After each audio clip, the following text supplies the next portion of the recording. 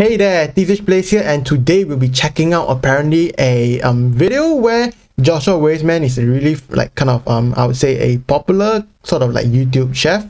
He's going to make a homemade McGriddle, but it's gonna be fried chicken apparently. So let's see if he can sort of beat the McGriddle, I would say.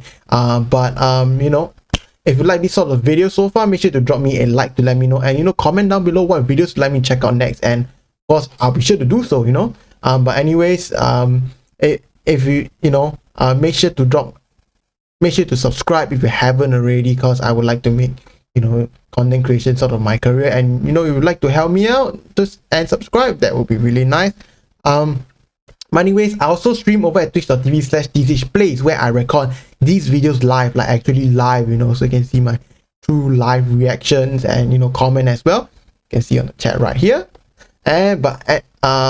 Yeah, so if you'd like to check me out there, feel free to do so. But anyways, enough talking, let's get right into the video. We've made a lot of breakfast sandwiches on here. What if I took one element from each and combined them to make the greatest breakfast sandwich of all time?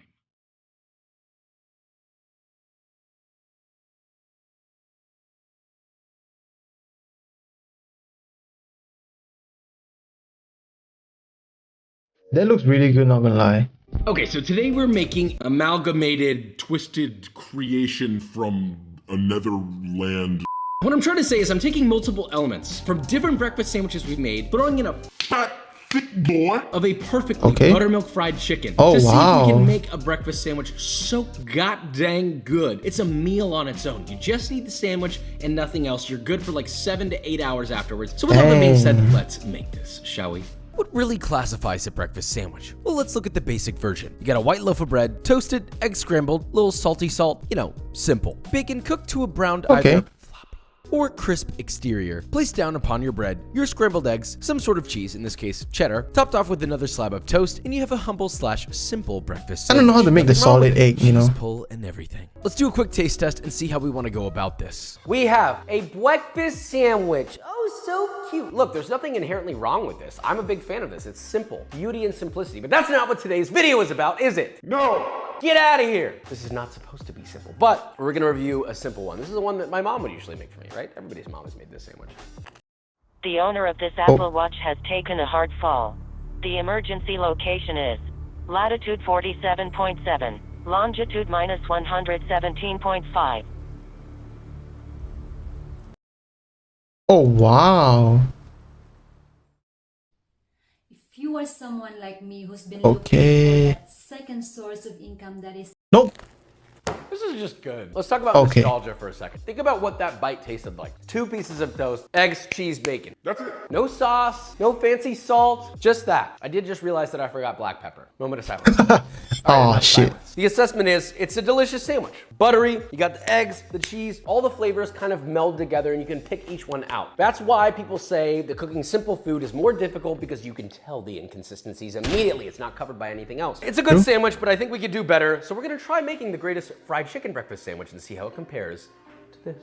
Right, so as I said, nothing wrong with a beautifully simple breakfast sandwich. But sometimes that gets boring. Sometimes you crave an adventure. Maybe one like this double cheeked up maple griddle cake bunned fried chicken breakfast sandwich. So let's break it down. First thing, maple griddle cake buns. Yes, with literal pockets of maple syrup in the gut. Oh wow. If I'm being honest, this bun recipe is from my McGriddle video. It is what it is. So grab a medium sauce pot and add 1 cup or 240 milliliters of maple syrup. Bring to a boil over medium-high heat and let that reduce, adjusting the temp as needed to avoid it boiling over until the mixture reaches 265 degrees Fahrenheit, about 10 minutes. Let the mixture sit till most of the bubbles subside and pour onto a parchment-lined baking sheet and allow it to cool completely. Once it's cool, tear off small pieces of your maple candy and roll into small balls, about half the size of a pea. Repeat until you get about 1 cup of balls, or until you get tired of rolling balls. So you can freeze or refrigerate. Can't you just roll it into a big long rope and then after you just cut it? Stuff and use later. That could be more efficient. Pancakes or biscuits or whatever. Okay, griddle cake buns. Probably the easiest buns you'll ever see on this channel, so pay close attention. In a medium-sized bowl, combine 1.5 cups or 225 grams of all-purpose flour, 1 tablespoon. I think a better way you could do is maybe to put maple syrup in the actual flour rather than do the pocket method.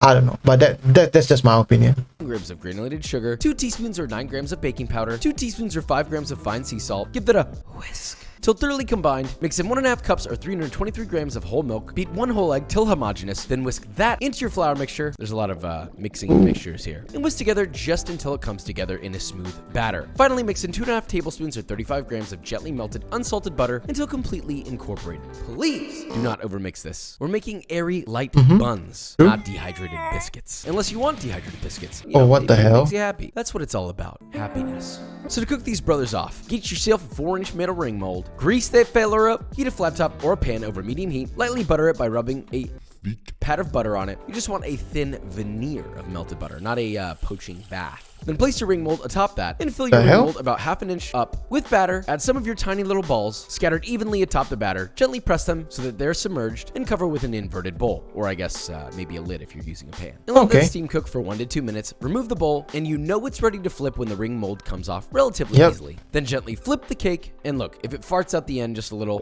that's fine. Just carefully place that ring mold back on top to guillotine off that skirt to keep it even. Now just let it cook for another 2 minutes. Okay, that's actually pretty smart. Nicely brown on the underside, and of course the inside is just cooked through. Place it on a wire rack to cool and repeat with the rest of your dough and tiny little maple balls. You know, there's nothing better than some little cakes and little balls. Yeah, I think it could be more browner, I would say. Maybe like put it at like really high heat, you know, to get that side crispy first, and then after that, you know, put it on very low heat. And after, you know, cook the middle, cook all the way through, and then you know, once you're gonna flip, turn it on back to really high heat, flip it, and then you can sear both sides. Let it cook for another 2 minutes. Get the really dark and deep golden brown. Tiny little maple balls. You know, there's nothing better than I think that would be better. Little balls. Hello? Somebody? Okay, you have your maple griddle cakes. Next, let's talk fried chicken. First, we need our Yep. In a medium-sized bowl, add You 2 need cups a or brine, 480 I think. milliliters of buttermilk, 2 teaspoons or 6 grams of ground white pepper, a 1/4 teaspoon or 1 gram of onion powder, 1 tablespoon or 14 grams of I garlic think you powder, should probably 1 do this tablespoon or like 10 the grams night of before, right? So like, oh, you know, like, oh, today you know, tomorrow I want a chicken sandwich, you know. Maybe you can make this like the day before and just throw in the chicken. I think that could be good. 1 tablespoon or 10 grams of kosher salt, and 1/2 teaspoon or 3 grams of. Basically like a barbecue mix, I would say. Give it a whisk until thoroughly combined. Yeah, it's Add a in barbecue 1 pound mix. or 450 grams of boneless and skinless chicken thighs. Let them have a little bath in your milkies, and ideally marinate in the fridge overnight or use right away. Yep, that's why I said. Now for your flour dredge, get a big boy bowl and add 2 cups or 300 grams of all-purpose flour, 1 tablespoon or 10 grams of kosher salt, a 1/4 teaspoon or 1 gram of optional MSG, 2 teaspoons or 5 grams of medium coarse ground black pepper, 2 teaspoons or 9 grams of garlic powder in a cute little pinch bowl that my mommy made. Thank you, Mom. 1 teaspoon or 4 grams of smoked paprika. Give that some whiskey business until thoroughly combined and you're ready to dry fry. mix. High into the sky. Oh, cause what I was thinking was if this is like a wet mix, right? Wouldn't you just take that batter and like just, you know, use it, put it with flour? But yeah. Of mountainous, flaky buttermilk fried chickeny terrain. Anyway, real simple. Toss a couple pieces of chicky in your flour and coat. Yeah, so thoroughly. inside will be Pressing the flour juicy, right? Aggressively into the chicken to ensure that it's completely coated with your dredge with no dang bald spots. Anyway, shake off the excess and place it on a sheet tray until all of your chicken is breaded. Now, fry time is simple. Yeah, Hot oil, he used a really good method. But he has one wet, one dry, one wet, one dry. That's a really good method. Excess and place it on a sheet tray until all of your chicken is breaded. Now, fry time is simple. Hot oil, 350 degrees Fahrenheit, and at least 2 inches deep. Lay in 2 to 3 thighs at a time, laying away from you. This is pretty thin, so 300, maybe 400 could even fry be those good. brothers for 4 to 6 minutes, or until they are beautifully crisp, golden brown, and the internal. I think I would like it a bit more 165 darker. Fahrenheit. I prefer Press it out darker with a spider chicken, and so drain it yeah. on a wire rack. Optionally, you can season a taste with salt at this point, but they shouldn't need it. Maybe Repeat like with the rest of your 380, chicken, I and would guess say. what? You fried all your chicken. Congratulations. What do you want? Metal? Now we're almost ready to assemble our sandwich, but hold your horses. Need Who a wants sauce. to go around life with no sauce? True. My sauce is a non-renewable resource, so please do this accordingly. In a small bowl, combine 1 cup or Is it 160 tartar grams sauce? of creme fraiche, Looks a like 1/4 tartar cup or sauce. 40 grams of mayonnaise, a small handful of finely chopped parsley, Wait, what and a was couple that? sprigs of fresh thyme Cream, leaves, also right? finely. A 1/4 cup of 40 grams of mayonnaise. 160 grams of creme fraiche, a 1/4 Okay, cup creme of fraiche? 40 grams of mayonnaise, a small handful of finely chopped parsley, and a couple sprigs Wouldn't of you fresh just use thyme leaves, mayonnaise? also finely chopped. But Last but not whatever, least, just 2 all cloves of mayonnaise. garlic, grated and season to taste with salt generously. Stir together until evenly incorporated, and that is your It's a ranch. Now let's cross-check our elements here. Chicken, check. Sauce, check. Buns, check. Oh, shit, I forgot about bacon. I cooked it on a flat top over medium heat, Yeah. flipping constantly How about until cheese, though? well done to my liking, which is brown. You forgot but still cheese, my guy. I would like it more crispy, I would say. Assemble darker time. and more crispy. Bottom bun. Herbed creme fraiche spread evenly. 1 slice of cheddar cheese, melted lovingly either with a torch or under a broiler. I don't think this is a good idea because the cream is cold, so wouldn't that not be a good idea? What I would recommend is to maybe put it on top of the fried chicken, on top of the bacon. Ideally, probably on top of the bacon. Melt it over the bacon. To your heart's desire, followed by a crisp thigh. Yeah, because usually you want that on top. Chicken, a fried egg, which is cooked simply in a non-stick pan with 3 tablespoons of oil over medium-high heat. Your egg cracked in and basted with that hot oil to cook the whites, and finally seasoned with I would recommend scrambled eggs, but oh well. Salt placed gently atop your chicken. Sauce your top. Maybe to make it nicer, he could have used a ring mold, Since he used that for his his griddle thing, like his pancakes, maybe he could use that for this. I think that would be a much nicer presentation. But with yeah, that hot oil to cook that's the my whites, opinion. and finally seasoned with flaky salt. Placed gently atop your chicken. Sauce your top bun, and ever so soft More sauce, my guy. as to not bust that which desires to be buzzed. You need more sauce, Lay my guy. that bun down, and wow, I mean, look at that. This isn't just a breakfast of champions. Instead, in the breakfast world, this is the champion. Now let's bust that yolk ogle at its drip and taste test this to give it our review. You ever seen a goddamn breakfast sandwich look like this? This is like the McGriddle sleeper. True. I know we've done the McGriddle but better, and granted we did use the same buns, to be fair. But this is part of It's like a evolving McGriddle what we bougie, thought was a bougie good version of a breakfast McGriddle. sandwich. That's why we did this. Or at least it's what I'm telling myself because I don't really know why. So take that however you want. No. This is a thick man. Look, my mouth can do a lot of things, just not that, respectfully. Look, it slices pretty well. Oh, This is like wow. whenever Ulysses eats, it's because he has a small mouth. It's also simultaneously big at the same time. Ladies and gentlemen. Wow. Holy that first bite, Oh, wow. despite the fact that the chicken fell directly out, which we won't talk about, sent me to the Empire State Building of sandwiches. Does that make sense? You're right at the very tippy top. Here I am. Oh my God, I'm so high. Okay. There's a spire. And this is what's on top of that spire. These buns are ridiculous. They're actually much better than last time. I don't know how. Good Lord! The chicken needed to happen. Let me quickly rewind this to when we first had the original breakfast sandwich. The original breakfast sandwich is something that you make for sustenance to survive. This is something that you make to have an experience, to enter a luxurious zone, a wonderland of textures and flavors, crunches and softness, smoothness and wetness, if you will. If you want a breakfast sandwich that'll bring an experience that's gonna knock your goddamn pantaloons off, kick your horse, fly out the window like Superman, do a backflip into your cowboy boots in front of your family members and they think you're the coolest for it, this is the sandwich for you. Otherwise, just make the other breakfast sandwich.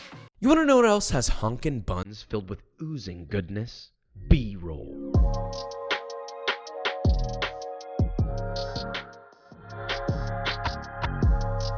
Oh, but man, that looks amazing though. This was an impeccable sandwich. Absolutely Yeah, no nothing shit. wrong that I would point out with it. I'm happy with every single element. Is it what I want for every single breakfast? Probably not, no. True. It's pretty work intensive, but if you want to have a special breakfast day, you got friends over, family over, you want to make something crazy, or you just want to have a good time by yourself and have a lot left over, that's just fine. So with all that being said, if you enjoyed this video or you learned something, leave a like, subscribe, and I will see you next time. Yeah, man, that looks really awesome though. Man, maybe I'll make something similar to that. I know for my breakfast, it kind of gives me a lot of idea, but instead of buns, maybe to make it more simpler, I'll just use bread. But yeah, but anyways, I think this is a really good recipe for those of you who you want to make that breakfast for that special someone, you know what I'm saying? But yeah, anyways, if you like this type of video so far, make sure to drop me a like to let me know, and consider subscribing, as it helps me make more content just like this, and help me in supporting what I like to do and like my career as a whole, because I want to be a content creator. But yeah, also make sure to check out my streams over at twitch.tv/TSHplays, where I record these videos live. So if you'd like to see me see me record these videos live and like my true reactions live, and you being in the chat, as well as me whiffing really hard in video games, make sure to go there and check out my streams as well. Last but not least, thank you all so much for watching, and I hope to see you in the next video or in the next stream.